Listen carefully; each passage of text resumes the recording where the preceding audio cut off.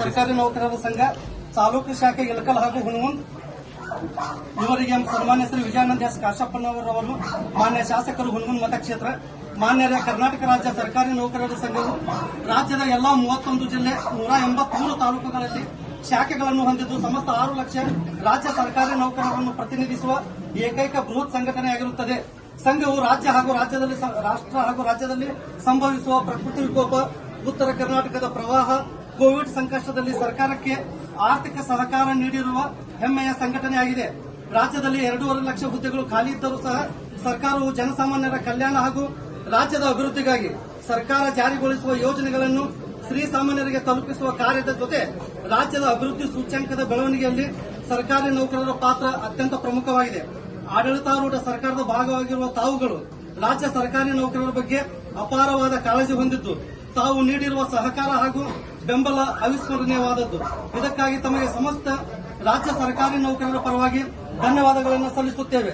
ಹಾಗೆಯೇ ಹುಣಗುಂದ್ ಮತಕ್ಷೇತ್ರ ವ್ಯಾಪ್ತಿಯಲ್ಲಿ ತಾವುಗಳು ನೀಡುವ ಮಾರ್ಗದರ್ಶನ ಅಥವಾ ಸೂಚನೆಯಂತೆ ಸರ್ಕಾರದ ಎಲ್ಲಾ ಕಾರ್ಯಕ್ರಮಗಳನ್ನು ಶ್ರೀಸಾಮಾನ್ಯರಿಗೆ ತಲುಪಿಸಲು ಹಾಗೂ ಕ್ಷೇತ್ರದ ಅಭಿವೃದ್ಧಿಯಲ್ಲಿ ನಾವುಗಳು ಪ್ರಾಮಾಣಿಕವಾಗಿ ತಮ್ಮೊಂದಿಗೆ ಸಹಕರಿಸುತ್ತೇವೆ ಎಂಬ ಭರವಸೆಯನ್ನು ತಮಗೆ ನೀಡಬಯಸುತ್ತಾ ಸರ್ಕಾರಿ ನೌಕರರ ಬೇಡಿಕೆಗಳಿಗೆ ಸಂಬಂಧಿಸಿದಂತೆ ಈ ಕೆಳಕಂಡ ವಾಸ್ತವಾಂಶವನ್ನು ತಮ್ಮ ಅವಗಾಹನೆಗೆ ತರಬಯಸುತ್ತೇವೆ.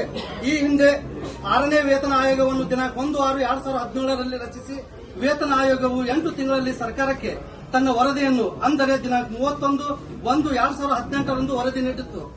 ಸದರಿ ವರದಿಯನ್ನು ಸರ್ಕಾರವು ದಿನಾಂಕ 1/7/2017ರಿಂದ 30% ಆರ್ಥಿಕ ಸೌಲಭ್ಯದೊಂದಿಗೆ ಜಾರಿಗೊಳಿಸಲಾಯಿತು. ರಾಜ್ಯ ಸರ್ಕಾರಿ ನೌಕರರಿಗೆ 7ನೇ ವೇತನ ಆಯೋಗದ ಸೌಲಭ್ಯಗಳನ್ನು ಜಾರಿಗೊಳಿಸಲು ದಿನಾಂಕ 19/11/2022ರಂದು ರಾಜ್ಯದ ನಿವೃತ್ತ ಮುಖ್ಯ ಕಾರ್ಯದರ್ಶಿಗಳಾದಂತಹ ಶ್ರೀ ಸುಧಾಕರ್ ಅವರ ಅಧ್ಯಕ್ಷತೆಯಲ್ಲಿ 7ನೇ ವೇತನ ಆಯೋಗವನ್ನು ರಚಿಸಿ 2 ಬಾರಿ ವೇತನ ಆಯೋಗದ ಅವಧಿಯನ್ನು ವಿಸ್ತರಿಸುವ ಮೂಲಕ ಇಂದಿಗೆ 13 ತಿಂಗಳಾದರೂ ಸಹ ತನ್ನ ವರದಿಯನ್ನು ಸರ್ಕಾರಕ್ಕೆ ನೀಡಿರುವುದಿಲ್ಲ. ಅಂದಿನ ಮಾನ್ಯ ಮುಖ್ಯಮಂತ್ರಿಗಳಾಗಿದ್ದ ಶ್ರೀ ಸಿದ್ದರಾಮಯ್ಯನವರು ಈ ಹಿಂದೆ 6ನೇ ವೇತನ ಆಯೋಗವನ್ನು ರಚಿಸಿ 8 ತಿಂಗಳ ಅಲ್ಪಾವಧಿಯಲ್ಲಿಯೇ ವರದಿಯನ್ನು ಆಯೋಗದಿಂದ ಪಡೆದು ವಿಳಂಬವಿಲ್ಲದೆ ರಾಜ್ಯ ಸರ್ಕಾರಿ ನೌಕರರಿಗೆ ಅನುಕೂಲವನ್ನು ಮಾಡಿಕೊಟ್ಟಿದ್ದರು. ಆದರೆ 7ನೇ ವೇತನ ಆಯೋಗದ ವರದಿಯ ಅವಧಿಯನ್ನು 2 ಬಾರಿ ವಿಸ್ತರಿಸಿರುವುದರಿಂದ ಸಹಜವಾಗಿಯೇ ರಾಜ್ಯ ಸರ್ಕಾರಿ ನೌಕರರಲ್ಲಿ ವೇತನ ಆಯೋಗದ ಜಾರಿಯ ಬಗ್ಗೆ ಅನಿಶ್ಚಿತತೆ ಉಂಟಾಗಿರುತ್ತದೆ.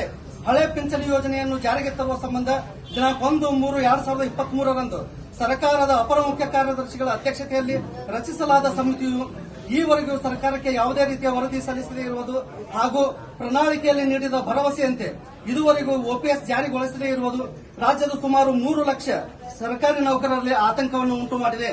ರಾಜ್ಯ ಸರ್ಕಾರಿ ನೌಕರರು ಮತ್ತು ಅವರ ಅವಲಂಬಿತ ಕುಟುಂಬದ ಸದಸ್ಯರಿಗೆ ನಗದು ರಹಿತ ಚಿಕಿತ್ಸೆಗೆ ನೌಕರರು ಮಾಸಿಕ ವಂತಿಗೆ ನೀಡುವ ಮೂಲಕ ರಾಜ್ಯ ಸರ್ಕಾರವು ಕರ್ನಾಟಕ ಆರೋಗ್ಯ ಸಂಜೀವಿನಿ ಯೋಜನೆ ಕೆಎಸ್ಎಸ್ ಈ ಆದೇಶವನ್ನು ದಿನಾಂಕ 5/9/2022ರಂದು ಹೊರಡಿಸಿ ಇಂದಿಗೆ ವರ್ಷಗಳೇ ಕಳೆದರೂ ಈ ಯೋಜನೆ ಇದುವರೆಗೆ ಅನುಷ್ಠಾನಗೊಂಡಿರುವುದಿಲ್ಲ. ಅಧಿಕ ಒತ್ತಡದಲ್ಲಿ ಕಾರ್ಯನಿರ್ವಹಿಸುತ್ತಿರುವ ಸರ್ಕಾರಿ ನೌಕರರು ಮಾರಣಾಂತಿಕ ಕಾಯಿಲೆಗಳಿಗೆ ತುತ್ತಾಗುತ್ತಿದ್ದು ಚಿಕಿತ್ಸಾ ವೆಚ್ಚವನ್ನು ಭರಿಸುವಲು ಅತೀವ ಆರ್ಥಿಕ ಸಂಕಷ್ಟಕ್ಕೆ ಗುರಿಯಾಗಿದ್ದಾರೆ. ದಿನಾಂಕ 6/1/2024ರಂದು ಮಂಡ್ಯ ನಗರದಲ್ಲಿ ನಡೆದ ಕರ್ನಾಟಕ ರಾಜ್ಯ ಸರ್ಕಾರಿ ನೌಕರರ ಸಂಘದ ರಾಜ್ಯ ಕಾರ್ಯಕಾರಿ ಸಮಿತಿ ಸಭೆಯಲ್ಲಿ ಈ ಮೇಲ್ಕಂಡ ಎಲ್ಲಾ ಅಂಶಗಳ ಬಗ್ಗೆ ಸುದೀರ್ಘವಾಗಿ ಚರ್ಚಿಸಿದ್ದು ಬೇಡಿಕೆಗಳ ಈಡೇರಿಕೆಗೆ ಪೂರಕವಾಗಿ ಹೋರಾಟ ಕೈಗೊಳ್ಳುವ ಮುಂಚಿತವಾಗಿ ರಾಜ್ಯದ ಎಲ್ಲ ಮಾನ್ಯ ಗೌರವಾನ್ವಿತ ಶಾಸಕರು, ವಿಧಾನ ಪರಿಷತ್ ಸದಸ್ಯರಿಗೆ ನಮ್ಮ ಸಂಘದ ಬೇಡಿಕೆಗಳನ್ನು ಈಡೇರಿಸಲು ಮನವಿ ಪತ್ರವನ್ನು ಸಲ್ಲಿಸಿ ಅವರ ಸಹಕಾರ ಮತ್ತು ಬೆಂಬಲ ಪಡೆಯಲು ನಿರ್ಣಯಿಸಿರುತ್ತದೆ.